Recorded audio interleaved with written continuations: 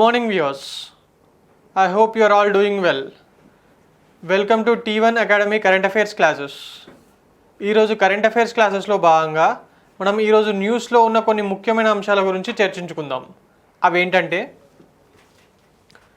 BIMSTEC summit, bay of Bengal initiative for multi sectoral and technical and economic cooperation summit అనేది నిన్న శ్రీలంకలో conclude అయిందండి. దాంట్లో ఇండియన్ ప్రైమ్ మినిస్టర్ గారు పాల్గొన్నారు. దీనికి సంబంధించి వాళ్ళు 8 డిసిషన్స్ తీసుకున్నారు. దానికి సంబంధించిన ఇన్ఫర్మేషన్ మనం ఈరోజు డిస్కస్ చేసుకుందాం. And next, Indian Ocean naval symposium maritime exercise 2022 నిన్న కంక్లూడ్ అయిందండి. ఇది ఎక్కడ జరిగింది, ఎన్ని దేశాల మధ్యలో జరిగింది, ఎన్ని దేశాలు ఇందులో పార్టిసిపేట్ చేశాయి లాంటి ఇన్ఫర్మేషన్ మనం ఈరోజు తెలుసుకుందాం. దాని తర్వాత బీబీసీ స్పోర్ట్స్ అవార్డ్స్ 2021 ఇండియాకు సంబంధించినంత వరకు బీబీసీ స్పోర్ట్స్ అవార్డ్స్ ప్రకటించిందండి. దాంట్లో ఎవరు విజేతలుగా నిలిచారు, ఎవరికి ప్రకటించింది ఇలాంటి ఇన్ఫర్మేషన్. అండ్ బీబీ గురుంగ్ గారు న్యూస్లో ఉన్నారండి. ఈయన ఎవరు, ఈయనకు సంబంధించిన ఇన్ఫర్మేషన్ ఏంటి లాంటి విషయాలు. And Assam and Meghalaya border dispute మనం లాస్ట్ ఒక 6 months 1 year ముందు చూసామండి. పోలీస్ కాల్పులు జరిగాయి అస్సాం అండ్ మేఘాలయ మధ్యలో బార్డర్లో అని. దానికి సంబంధించిన బార్డర్ డిస్ప్యూట్కి సంబంధించి ఒక అగ్రిమెంట్ కుదిరిందండి. దానికి సంబంధించిన విశేషాలు మనం ఈరోజు డిస్కస్ చేసుకుందాం. అలాగే మనికా బత్రా అండ్ అర్చనా కామత్ వీరు ఇండియాకు సంబంధించిన ఉమెన్ టేబుల్ టెన్నిస్ ప్లేయర్స్ అండి. వీళ్ళు న్యూస్లో ఉన్నారు. వీరు ఎందుకని న్యూస్లో ఉన్నారు, దానికి సంబంధించిన ఇన్ఫర్మేషన్ ఏంటి లాంటి విషయాలు. మరియు international transgender day of visibility 2022 March 31 రోజు ఇంటర్నేషనల్ ట్రాన్స్జెండర్ డే అండి.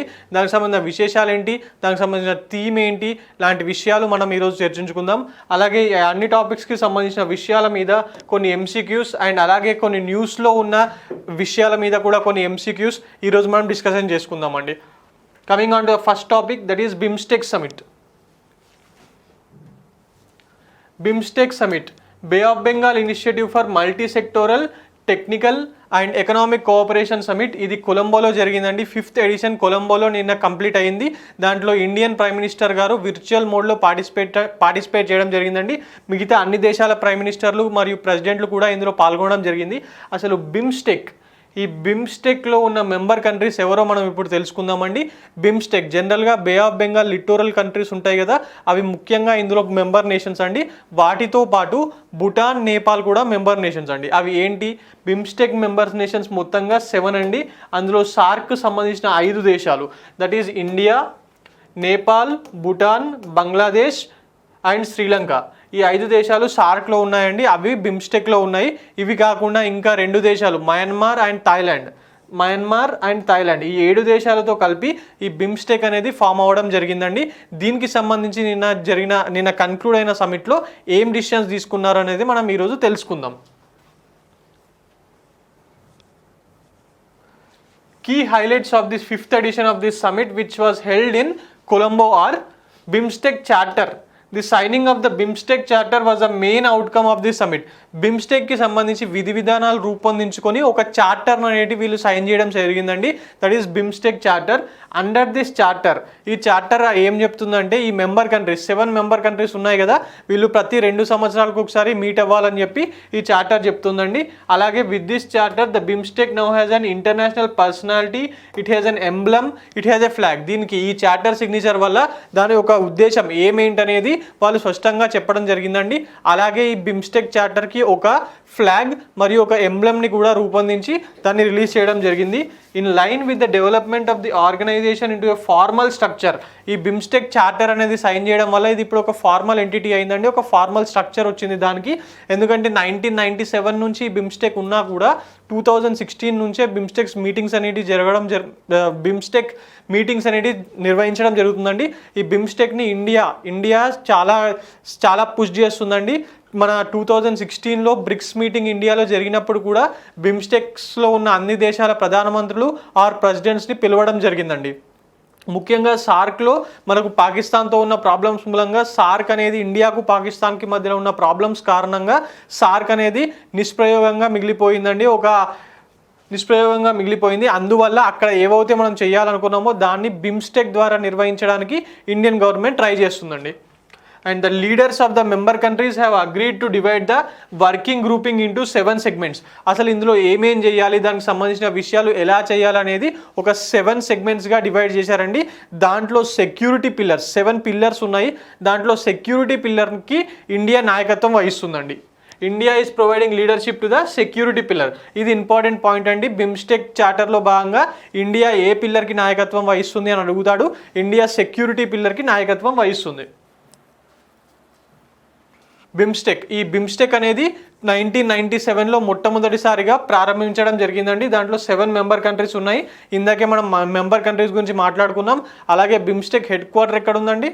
BIMSTEC head quarter is at Dhaka, బంగ్లాదేశ్లోని ఢాకాలో ఉందండి. ఇవండి బిమ్స్టెక్కి సంబంధించిన ఇంపార్టెంట్ పాయింట్స్. మెయిన్గా బిమ్స్టెక్ చార్టర్ సైన్ చేయడం, అలాగే రీజియనల్ కనెక్టివిటీకి సంబంధించి ఈ దేశాల మధ్యలో regional connectivity and ferry services provide చేయడం. ఈ మూడు పాయింట్స్ ఈసారి బిమ్స్టెక్ సమిట్లో ఒక ఇంపార్టెంట్ విషయాలండి. ఈ 3 పాయింట్స్ గుర్తుపెట్టుకోండి. అలాగే బిమ్స్టెక్లో ఏ కంట్రీస్ ఉంటాయి, బిమ్స్టెక్ యొక్క హెడ్ క్వార్టర్ ఎక్కడ ఉందనేది కూడా ఇంపార్టెంట్ విషయం అండి. Coming on to the next topic, that is Indian Ocean naval symposium maritime exercise 2022. ఈ Indian Ocean naval symposium maritime exercise IMEX 2022 అంటారండి. ఇది March 26 నుంచి March 31 మధ్యలో నిర్వహించబడింది. ద మెయిన్ ఎడిషన్ అంటే ఇది ఫస్ట్ ఎడిషన్ అండి. ఫస్ట్ టైం దీన్ని నిర్వహించడం జరిగింది. The maiden edition of the Indian Ocean Naval Symposium Maritime Exercise 2022, that is IMEX 22, was conducted in Arabian Sea and Goa. 2 faces ఉన్నాయి. ఒకటి ఏంటంటే హార్బర్ ఫేస్, ఇంకోటి ఏంటంటే సీ ఫేస్. ఈ హార్బర్ ఫేస్ గోవాలో నిర్వహించడం జరిగిందండి, మొరుగ్ము పోర్ట్లో. అలాగే సీ ఫేస్ అనేది సీలో జరిగే డ్రిల్స్ కానివ్వండి, ఇవి అన్నీ కూడా ఎక్కడ నిర్వహించడం జరిగిందంటే అరేబియన్ సీలో నిర్వహించారండి. అసలు ఈ ఎక్సర్సైజ్ యొక్క ముఖ్య ఉద్దేశం ఏంటంటే ఇంటర్ఆపరబిలిటీ బిట్వీన్ మెంబర్ నేషన్స్. దీంట్లో 25 నేషన్స్ ఉన్నాయండి. ఈ 25 నేషన్స్లో 15 నేషన్స్ పార్టిసిపేట్ చేయడం జరిగింది. ఈ అన్ని దేశాల మధ్యలో ఇంటర్ఆపరబిలిటీ, ఒకరు పరస్పరం సహకరించుకుంటూ డిజాస్టర్ మేనేజ్మెంట్ టైంలో కానివ్వండి, లేకపోతే humanitarian assistance and disaster relief in the area of humanitarian assistance and disaster relief, ఈ ఏరియాలో ఒకరికొకరు సహకరించుకుంటూ చేయడం సంబంధించిందే ఈ IMEX మెరిటైమ్ ఎక్సర్సైజ్ అండి. IMEX ఎక్సర్సైజ్ 2022 అనేది దాని ముఖ్య ఉద్దేశం ఏంటంటే ఈ పార్టిసిపేషన్ చేస్తున్న అన్ని దేశాల మధ్యలో ఒక ఇంటర్ఆపరబిలిటీ, దట్ ఈస్ పరస్పరం సహకారం ఉండాలి in the field of humanitarian assistance and disaster relief. మరి ఏ దేశాలు పాల్గొన్నాయో మనం ఇవాళ తెలుసుకుందామండి. ముఖ్యంగా participation nations of this exercise of Indian navy, Australia, France, Bangladesh. France ఎందుకు? ఫ్రాన్స్ ఇదేమి ఇండియన్ ఓషన్ కిందకి రాదు కదా అనుకోకండి. ఫ్రాన్స్కి సంబంధించిన కొన్ని ఐలాండ్స్ అనేవి మాల్దీవ్స్ దగ్గర ఉన్నాయండి, రీయూనియన్ ఐలాండ్స్ అంటాం వాటిని. బంగ్లాదేశ్, మాల్దీవ్స్, ఇండోనేషియా కూడా ఇండియన్ ఓషన్ కిందకి వస్తుందండి. మొజంబిక్ ఇది ఆఫ్రికన్ కాంటినెంట్ దగ్గర ఉంటుంది. మన అరేబియన్ సీకి మాల్దీవ్స్ ఉన్నాయి కదా, మాల్దీవ్స్, సీషెల్స్, మదగాస్కర్, ఇవన్నీ మొజంబిక్ ఇవన్నీ ఒక దగ్గరే ఉంటాయండి. మారిషియస్ కూడా ఆ ఏరియాలో ఉంటుంది, ఆఫ్రికాకు పరిసరాల్లో. Qatar, Oman, Sri Lanka, Singapore, UAE, Thailand and యూకేకు సంబంధించినవి కూడా కొన్ని ఐలాండ్స్ ఉన్నాయండి ఈ ఏరియాలో. అండ్ మొత్తంగా మెంబర్ స్టేట్స్ ఏవంటే ఇవ్వండి, ఈ కెనియా, సౌత్ ఆఫ్రికా ఇవి కూడా మెంబర్ స్టేట్స్ ఏనండి. బట్ ఈసారి మయన్మార్, థాయిలాండ్ ఇవన్నీ కూడా మెంబర్ స్టేట్స్ ఏనండి. బట్ ఈసారి అవి పాల్గొనలేదు. మొత్తంగా ఇందులో 15 దేశాలు ఉన్న 25 దేశాల్లో 15 దేశాలు పార్టిసిపేట్ చేయడం జరిగిందండి. ముఖ్యంగా దీంట్లో ఏం అడుగుతాడంటే IMEX 2022 వాజ్ హెల్డ్ ఎట్ అని అడుగుతాడండి. దీన్ని నిర్వహించిన దేశం ఏదని అడుగుతాడు. మెంబర్స్ పార్టిసిపేటింగ్ నేషన్స్ ఎన్ని అని అడుగుతాడండి. సో దిస్ ఈజ్ ఇంపార్టెంట్ అండి. ముఖ్యంగా RRB NTPC and RRB group D లాంటి ఎగ్జామ్స్లో ఇలాంటి క్వశ్చన్స్ అడుగుతూ ఉంటారండి. ఫేజ్ 1లో కూడా దీనికి RRB NTPC ఫేజ్ 1లో కూడా మెరిటైమ్ ఎక్సర్సైజ్ గురించి అడిగాడు. సో దిస్ ఈజ్ ఇంపార్టెంట్ అండి. చాలా డిఫరెంట్ పేపర్స్ ఉంటాయి కాబట్టి ఇది అడిగే ఛాన్సెస్ ఎక్కువగా ఉంటాయండి. Coming on to the next topic, that is BBC Indian sports women of the year award 2021. Olympic silver medallist అయిన మీరుబాయి చాను అండి. She is weight lifter. తను మొన్న జరిగిన సమ్మర్ ఒలింపిక్స్లో ఇండియాకు వెయిట్ లిఫ్టింగ్ విభాగంలో మొట్టమొదటిసారిగా సిల్వర్ మెడల్ అందించడం జరిగిందండి. ఇంతకుముందు కర్ణం మల్లేశ్వర్ గారు 2000 సంవత్సరంలో సిడ్నీలో జరిగిన ఒలింపిక్స్లో కాంస్య పథకం సాధించారండి. That is bronze medal and she has improved that record by winning silver medal గెలిచిందండి. తనకు ఈసారి బీబీసీ వాళ్ళు 2021 ఇయర్కి గాను Indian sports women of the year award ప్రకటించడం జరిగింది. And Chanu created history last year when she became the first Indian wrestler to clinch a silver medal at the Summer Olympics. ఇందాకే చెప్పాను కదండి, సమ్మర్ ఒలింపిక్స్లో భాగంగా రెజ్లింగ్లో తను మొట్టమొదటిసారిగా సిల్వర్ మెడల్ గెలిచిందండి. ఇండియాకు సంబంధించినంత వరకు first Indian women to win a silver medal. తనకన్నా ముందు గెలిచిన కర్ణం మల్లేశ్వరి గారు బ్రాంజ్ సాధించారండి, అది 2000 సిడ్నీ ఒలింపిక్స్లో. అండ్ చాను ఇంతకుముందు చాను ఇంకా కొన్ని గోల్డ్ మెడల్స్ కూడా వినడం జరిగిందండి. That is in world championship in the 48 kg డివిజన్లో. తను 48 kg డివిజన్లో పార్టిసిపేట్ చేస్తుంది. 2017 world championships and commonwealth games 2017లో జరిగిన వరల్డ్ ఛాంపియన్షిప్ రెజ్లింగ్ ఛాంపియన్షిప్స్లో కానివ్వండి, లేకపోతే 2018లో జరిగిన కామన్వెల్త్ ఛాంపియన్షిప్స్లో కానివ్వండి, తను గోల్డ్ మెడల్ గెలవడం జరిగిందండి. దాని తర్వాత 2020 టోక్యో ఒలింపిక్స్లో తను సిల్వర్ మెడల్ సాధించింది. ఈ అన్ని ఘనతలకు గాను 2021లో తనకు Indian sports women of the year award ఇవ్వడం జరిగిందండి. వీటితో పాటు ఇంకొన్ని అవార్డ్స్ కూడా ఇచ్చారు ఉమెన్స్కి, అవేంటో మనం ఇప్పుడు తెలుసుకుందాం. That is emerging player of the year award and BBC life time achievement award. ఈ emerging player of the year award అనేది షెఫాలి వర్మకి ఇవ్వడం జరిగిందండి. తను ఇప్పుడు ఇండియన్ క్రికెట్లో ఒక సెన్సేషన్, ఉమెన్ క్రికెట్లో ఒక సెన్సేషన్ అండి. అత్యంత చిన్న వయసులో ఇండియాలో T20 ODIs and test matches ఆడిన Indian cricketer, male by female Indian క్రికెటర్గా తన రికార్డు సృష్టించింది. తనకే ఈసారి బీబీసీ ఎమర్జింగ్ ప్లేయర్ అవార్డు ఇవ్వడం జరిగింది. అలాగే కర్ణం మల్లేశ్వరి గారికి BBC life time achievement award ఇవ్వడం జరిగిందండి. ఈ కర్ణం మల్లేశ్వరి గారు నెల్లూరుకి చెందినవారు, అందువల్ల ఇది ఏపీపీఎస్సీ ఎగ్జామ్స్కి చాలా ఇంపార్టెంట్ అవుతుందండి. ఏపీపీఎస్సీ వాళ్ళకు BBC life time achievement award ఎవరికి ఇచ్చారని అడుగుతాడండి. ఆప్షన్స్ ఇవే ఇస్తాడు, Mirabai Chanu, Shefali Varma and next Karnam Malleswari, D none of the above అని ఇస్తాడండి. మనము కన్ఫ్యూజ్ కాకూడదు, ఇట్స్ కర్ణం మల్లేశ్వరి అండి, మీరాబాయ్ చాను కాదు. Mirabai Chanu is sports women of the year and she is BBC life time achievement award పొందడం జరిగిందండి. And coming on to next topic, that is former CM of Sikkim B B Gurung has passed away. ఈయన సిక్కిం యొక్క 3వ చీఫ్ మినిస్టర్ అండి. ఈయన నిన్న మృతి చెందడం జరిగింది at his residence in Gangtok.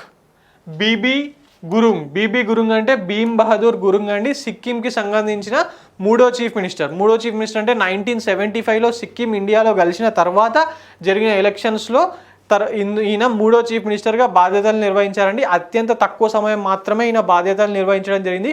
కాకపోతే మనకు ఇలాంటి పాస్డ్ అవే సంఘటనల మీద ఎవరైనా చనిపోతే వాళ్ళకి సంబంధించిన ఇన్ఫర్మేషన్ మీద ఆర్ఆర్బీ ఎన్టీపీసీ ఎగ్జామ్స్లో అడుగుతున్నారండి, అందువల్లనే ఈ టాపిక్ ఇంపార్టెంట్ అవుతుంది. అండ్ తను 2010 నుంచి 2014 మధ్యలో చీఫ్ మినిస్టర్ గారికి ముఖ్య సలహాదారుడుగా కూడా పనిచేయడం జరిగిందండి. మరి అలాగే మనం సిక్కిం గురించి కూడా కొన్ని పాయింట్స్ తెలుసుకుందాం. సిక్కిం యొక్క క్యాపిటల్ సిటీ ఏంటండి? గ్యాంటాక్. సిక్కిం క్యాపిటల్ సిటీ కానివ్వండి, సిక్కింలోని లార్జెస్ట్ సిటీ కానివ్వండి గ్యాంటాక్ అండి. సిక్కిం సీఎం ఎవరు? Prem Singh Golay. This is very important, ఎందుకంటే ఈయన మొట్టమొదటిసారిగా జనరల్గా అక్కడ పుష్పకుమార్ ధమాల్ గారు చీఫ్ మినిస్టర్గా ఉండేవారండి. ఆయన ప్లేస్లో పిఎస్ గోలే గారు మొట్టమొదటిసారిగా సీఎంగా అయ్యారు. సో అందువల్ల this is important. Kanchenjunga peak అక్కడే ఉందండి. India 2nd largest peak and world's 3rd largest peak అయిన కంచన్జంగా కూడా సిక్కింలోనే ఉంటుంది. అలాగే కంచన్జంగా నేషనల్ పార్క్, ఇది సిక్కింలో 35% ఆఫ్ ఏరియాని కవర్ చేస్తుందండి Kanchenjunga national park. And it is a UNESCO's world heritage site అండి, అది కూడా సిక్కింలోనే ఉంది. సో దిస్ ఈజ్ ఇంపార్టెంట్ అండి, ఇది గుర్తుపెట్టుకోవాలి. కంచన్జంగా నేషనల్ పార్క్ గుర్తుపెట్టుకోవాలి. జాగ్రఫీలో ఆర్ ఎన్విరాన్మెంట్లో భాగంగా ఇది ఎక్కడ ఉంది అని చెప్పి స్టాటిక్ జీకేలో అన్న ఎక్కడో ఒక దగ్గర దీనికి సంబంధించిన క్వశ్చన్స్ Group 3, Group 4 లాంటి ఎగ్జామ్స్లో అడుగుతూ ఉంటారండి. So this is very important, Kanchenjunga national park.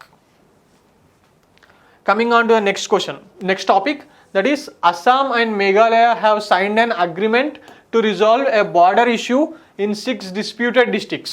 మనం లాస్ట్ టైం చూసామండి, లాస్ట్ టైం ఒక 1 year 6 months or 1 year back Assam and Meghalaya బార్డర్లో ఫైరింగ్ జరిగి అస్సాం దిక్కు చాలామంది ప్రజలు చనిపోయారని చెప్పి మనము న్యూస్లో చూసాము. దానికి సంబంధించి అలాంటి సంఘటనలు మళ్ళీ జరగకుండా అస్సాం అండ్ మేఘాలయ మధ్యలో ఒక అగ్రిమెంట్ జరిగిందండి. దానికి సంబంధించిన ఫోటోగ్రాఫ్ ఇది. ఈయన అస్సాం చీఫ్ మినిస్టర్ హేమంత్ బిశ్వా శర్మ గారు, ఈయన మేఘాలయ చీఫ్ మినిస్టర్ కర్నాడ్ సంగ్మా గారు, వీళ్ళిద్దరూ Amit Shah, Indian home minister అయిన అమిత్ షా సమక్షంలో ఒక ఒప్పందం కుదుర్చుకున్నారు. దాని గురించి మనం ఇప్పుడు తెలుసుకుందాం. Assam and Meghalaya agreed to resolve their 5-decade-long border dispute in 6 of the 12 contested places that have frequently sparked tensions between the two states. ఈ మొత్తంగా 12 ప్లేసెస్లో ఇలాంటి సంఘటనలు జరుగుతున్నాయండి. 12 ఏరియాస్లో, అలాంటి ఏరియాస్లో 6 ఏరియాస్లో వీళ్ళు ఒక అగ్రిమెంట్ కుదుర్చుకున్నారండి. సో దట్ అందులో కొన్ని ప్లేసెస్ అస్సాంలోకి వెళ్ళిపోతాయి, కొన్ని ప్లేసెస్ మేఘాలయకు వెళ్ళిపోతాయి. ఆ ప్లేసెస్లో ఎలాంటి ప్రాబ్లం ఉండదు. ఇంకా 6 ప్లేసెస్ మీద కూడా అగ్రిమెంట్ జరగడానికి చర్చలు జరుగుతున్నాయండి. ఈ అగ్రిమెంట్ని హోమ్ మినిస్టర్ అమిత్ షా గారు హిస్టారిక్ డే ఆఫ్ నార్త్ ఈస్ట్గా అభివర్ణించడం జరిగిందండి. Chief Ministers of Assam and Meghalaya, Hemant Biswa Sharma and Karnad Sangma respectively inked the agreement in the presence of Amit Shah. ఇందాకే చెప్పాను కదండి, క్వశ్చన్ ఎలా వస్తుందంటే ఏ 2 రాష్ట్రాల ముఖ్యమంత్రులు దీని మీద సిగ్నేచర్ చేశారు అని అడుగుతారండి. Answer is Assam and Meghalaya అండి. మేఘాలయ చీఫ్ మినిస్టర్ ఎవరండి? కర్నాడ్ సంగ్మా. మేఘాలయ క్యాపిటల్ సిటీ ఏంటి? షిల్లాంగ్ అండి. మరి అస్సాం క్యాపిటల్ సిటీ గౌహతియా? కాదండి, గౌహతి కాదు. Guwahati is the largest city of Assam. Assam capital city Dispur అండి. అస్సాం నార్త్ ఈస్ట్లోనే అత్యంత పెద్ద స్టేట్ అండి. నార్త్ ఈస్ట్లో ఉన్న ప్రతి రాష్ట్రంతో వీళ్ళు బార్డర్ షేర్ చేసుకుంటూ ఉంటారు. సో వీళ్ళు అస్సాం స్టేట్కి చాలా వేరే ఇతర స్టేట్స్ నుంచి బార్డర్ డిస్ప్యూట్స్ ఉన్నాయండి. ఈ అస్సాం నుంచే మిగతా అన్ని స్టేట్స్, నాగాలాండ్ కానివ్వండి, సిక్కిం కానివ్వండి, మేఘాలయ కానివ్వండి, ఈ అస్సాం నుంచే విడిపోయి కొత్త స్టేట్స్గా ఏర్పడడం జరిగిందండి. Coming on to the next topic, that is West Bengal governor unveiled Param Shakti, a new petascale supercomputer at IIT Kharagpur. IIT Kharagpurలో వెస్ట్ బెంగాల్ గవర్నర్ అయిన జగదీప్ ధన్కర్ గారు పరం శక్తి అనే ఒక సూపర్ కంప్యూటర్స్ని పెటాఫ్లాప్స్లో మెజర్ చేస్తూ ఉంటారంటే ఒక సూపర్ కంప్యూటర్ని కొత్తగా ఇనాగ్రేట్ చేయడం జరిగిందండి. దీన్ని నేషనల్ సూపర్ కంప్యూటింగ్ మిషన్ వాళ్ళు ministry of electronics and information technology and department of science and టెక్నాలజీతో కొలాబరేట్ అయ్యి నేషనల్ సూపర్ కంప్యూటింగ్ మెషిన్ వాళ్ళు పరం శక్తి అనే ఒక సూపర్ కంప్యూటర్ని తయారు చేయడం జరిగిందండి. దీన్ని జగదీప్ ధన్కర్, వెస్ట్ బెంగాల్ గవర్నర్ అయిన జగదీప్ ధన్కర్ గారు నిన్న ఐఐటి ఖరగ్పూర్లో ఇనాగ్రేట్ చేయడం జరిగింది. దీని మీద క్వశ్చన్ ఎలా వస్తుందంటే, పరం శక్తి అనే సూపర్ కంప్యూటర్ని ఏ ఐఐటి వాళ్ళు తయారు చేశారని అడుగుతాడని దాన్ని IIT Kharagpur with collaboration with national super computer machine and ministry of science and department of science and technology and ministry of electronics and information technology వాళ్ళు కలిపి దీన్ని తయారు చేశారు అనేది ఆన్సర్ అండి. Coming on to next topic, that is Indian paddlers అంటే ఈ table tennis ఆడే వాళ్ళని ఇంటర్నేషనల్ లెవెల్లో ప్యాడ్లర్స్ అని పిలుస్తారండి. దీని మీద కూడా క్వశ్చన్ వచ్చింది. అలాగే రెజ్లర్స్ని కూడా ఒక పదంతో పిలుస్తారు. అదేంటో మీరు నాకు కమెంట్ సెక్షన్స్లో తెలియజేయండి. Indian paddlers Manika Batra and Archana Kamath settled for bronze medal in women's doubles at women's table tennis star contenders. ఇది టేబుల్ టెన్నిస్లో ఒక వరల్డ్ ఛాంపియన్షిప్ లాంటిదండి. అందులో మన వాళ్ళు బ్రాంజ్ మెడల్ సాధించారు. సెమీఫైనల్లో చైనీస్ తపీకి చెందిన లీ యూ జూన్ అండ్ చెంగ్ ఐ చింగ్ వీళ్ళ చేతిలో ఓడిపోవడం జరిగిందండి. డబుల్ సెమీఫైనల్ ఇది దోహాలో జరిగింది. మన వాళ్ళు వరల్డ్ నంబర్ 6 పేర్ అండి, వరల్డ్ నంబర్ 6th పొజిషన్లో ఉన్నారు. వీళ్ళు దోహాలో జరిగిన మ్యాచ్లో సెమీఫైనల్లో ఓడిపోయి బ్రాంజ్ మెడల్కి సెటిల్ అవ్వడం జరిగిందండి. అలాగే మన ఇండియన్ నంబర్ 1 ప్లేయర్ అయిన Manika Batra in women's and Sathiyan Gnanasekaran వీళ్ళు ప్రీ క్వార్టర్ ఫైనల్లో ఓడిపోవడం జరిగిందండి. But still India has won medal, that is bronze medal in this world table tennis championship ఎక్కడ జరిగింది అని అడుగుతాడండి. Answer is Doha. దోహా ఎక్కడ ఉన్నది? ఖతార్లో ఉంది. Qatar capital city is Doha. అందులో మన వాళ్ళు బ్రాంజ్ మెడల్ సాధించారు. Coming on to the next topic, that is international transgender day of visibility. ఈ international transgender day of visibility యొక్క ముఖ్య ఉద్దేశం ఏంటి అంటే, ఇది March 31st రోజు నిర్వహించడం జరుగుతుందండి. దీని ముఖ్య ఉద్దేశం is to raise awareness of discrimination faced by transgender people world wide and also celebrating their contributions to the society. ఇది దాని యొక్క ముఖ్య ఉద్దేశం అండి. ఫస్ట్ టైం 2009 మార్చ్ 31 రోజున ఈ డేని సెలబ్రేట్ చేయడం జరిగిందండి. World international transgender day of visibility 2022. దీనికి సంబంధించినంత వరకు థీమ్ ఏది లేదండి, డేట్ గుర్తుపెట్టుకోవాలి, దట్ ఈస్ మార్చ్ 31. ఇది ఒక్కటే ఇంపార్టెంట్ అండి, డే గుర్తుపెట్టుకోవాలి, డే మీదనే క్వశ్చన్ అడుగుతూ ఉంటాడు. Coming on to the next topic, that is ఎంసీక్యూస్లో భాగంగా ఫస్ట్ క్వశ్చన్ ఏంటంటే raising and accelerating MSME performance. RAMP అంటే raising and accelerating MSME performance. ఇది ఒక కొత్త స్కీమ్ అండి, సెంట్రల్ గవర్నమెంట్ వాళ్ళు తెచ్చారు. RAMP scheme is supported by which global institutions. నిన్ననే $808 million తోని, దట్ ఈస్ అప్రాక్సిమేట్లీ 6,000 crores తోని ఈ కొత్త స్కీమ్ అనేది నిన్ననే అనౌన్స్ చేశారండి. ఇది 2022-2023లో ఈ స్కీమ్ అనేది ఉంటుందండి. దీనికి ఇది పర్ఫామ్ చేయడానికి ఈ స్కీమ్కి ఇండియన్ గవర్నమెంట్కి ఏ వరల్డ్ ఇన్స్టిట్యూషన్ వాళ్ళు సహాయం చేస్తున్నారు ఈ స్కీమ్లో భాగంగా అడుగుతున్నాడండి. Options are international monetary fund, B world bank, C UNICEF, D world economic forum.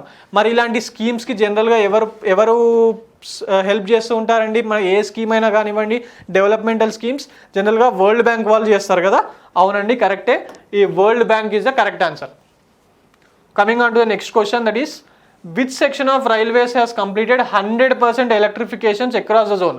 మన ఇండియన్ రైల్వేస్లో చాలా వరకు ట్రైన్స్ ఇంతకుముందు బొగ్గు ద్వారా నడిచేవండి, దాన్ని చేంజ్ చేసి ఎలక్ట్రిఫికేషన్ చేసేసి ఇప్పుడు ఎలక్ట్రిసిటీ ద్వారా నడిపిస్తున్నారు. మరి ఏ జోన్లో 100% ఎలక్ట్రిఫికేషన్ జరిగింది అనేది క్వశ్చన్ అండి. Options are A Konkan railway, B north eastern frontier railway, C east coast railway, D south central railway. ఈ ఆర్ఆర్బి ఎన్టీపీసీ వాళ్ళకు ఈ రైల్వే జోన్స్ ఎన్ని ఉన్నాయి, అలాగే ఈ రైల్వే జోన్స్ యొక్క హెడ్ క్వార్టర్స్ కూడా ఇంపార్టెంట్ అండి. అందులో నుంచి ఒక క్వశ్చన్ అడుగుతాడు ఖచ్చితంగా. ఏదో ఒక జోన్ పేరు ఇచ్చి దానికి సంబంధించిన హెడ్ క్వార్టర్ ఎక్కడ ఉంది అని అడుగుతాడు. దీనికి సంబంధించి ఎలక్ట్రిఫికేషన్ ఇప్పుడు ఇది ఆర్ఆర్బి ఎన్టీపీసీ మెయిన్స్లో చాలా ఇంపార్టెంట్ అవుతుందండి. ఎందుకంటే 100% ఎలక్ట్రిఫికేషన్ జరిగింది జోన్, ఏకైక జోన్ అండి, ఒకటే ఒక zone, that is Konkan railway అండి. కొంకన్ రైల్వే జోన్ ఈ కర్ణాటక, గోవా, ఈ వెస్టర్న్ ఘాట్స్ దగ్గర ఉన్న ఏరియానే ఈ కొంకన్ రైల్వే జోన్ కిందకి వస్తుందండి. Coming on to the next question, that is Kaziranga National Park is located along which Indian river? ఆప్షన్స్లో చూడండి ఒకసారి. గంగా సిక్కిం చుట్టుపక్కల ఉంటుందా? గంగా ఇక్కడెక్కడో మన నార్థన్ ప్లేన్స్లో ఉంటుంది, ఉత్తరప్రదేశ్, హర్యానా ఈ ఏరియాలో మాత్రమే ఉంటుంది, వెస్ట్ బెంగాల్లో కలిసిపోతుంది. యమున కూడా వచ్చి గంగాలోనే కలుస్తుంది. ఈ సత్లజ్ ఎక్కడ ఉందండి? ముఖ్యంగా జమ్మూ కాశ్మీర్, హిమాచల్ ప్రదేశ్ ఆ ఏరియాలోనే ఉంటుంది. ఆన్సర్ ఈస్ బ్రహ్మపుత్ర అండి. బ్రహ్మపుత్ర రివరే చైనా నుంచి స్టార్ట్ అయ్యి వెస్ట్ బెంగాల్ ఇలాంటి ప్లేసెస్లో తిరిగి మళ్ళీ బే ఆఫ్ బెంగాల్లో కలుస్తుందండి. Answer is Brahmaputra. Coming on to the next question, that is the Lok Sabha passed a bill to merge 3 municipal corporation of which city into a single entity? Options are A Mumbai, B Delhi, C Kolkata, D Chennai. Answer is Delhi అండి. ఢిల్లీలో మన హైదరాబాద్లో GHMC ఉన్నట్టుగా ఢిల్లీలో మూడు municipal corporation ఉండేదండి. North eastern Delhi municipal corporation, southern Delhi municipal corporation, northern Delhi municipal corporation అని ఇలా 3 ఉండేదండి. ఆ మూడుని కలిపి ఒకటే ఒక మున్సిపల్ కార్పొరేషన్ చెయ్యాలని చెప్పి సెంట్రల్ గవర్నమెంట్ వాళ్ళు ఈ 3 కార్పొరేషన్స్కి ఎలక్షన్స్ ఇంకొక 2 రోజుల్లో అనౌన్స్ చేస్తారనగా డిసైడ్ చేయడం జరిగిందండి. అందువల్ల ఆ 3 ఏరియాస్కి ఎలక్షన్స్ ఇప్పుడు ఆగిపోయాయి. This decision has been taken for Delhi అండి. ఢిల్లీ మున్సిపల్ కార్పొరేషన్ ఇంతకుముందు 3 ఉండేటివి, ఇప్పుడు ఆ 3ని క్లబ్ చేసి ఓన్లీ ఒకటే పెద్ద న్యూ ఢిల్లీ కార్పొరేషన్గా చేయడం జరిగిందండి. ఇదండి ఈరోజు current affairs. For more current affairs like this please visit Telugu One Academy. Thank you.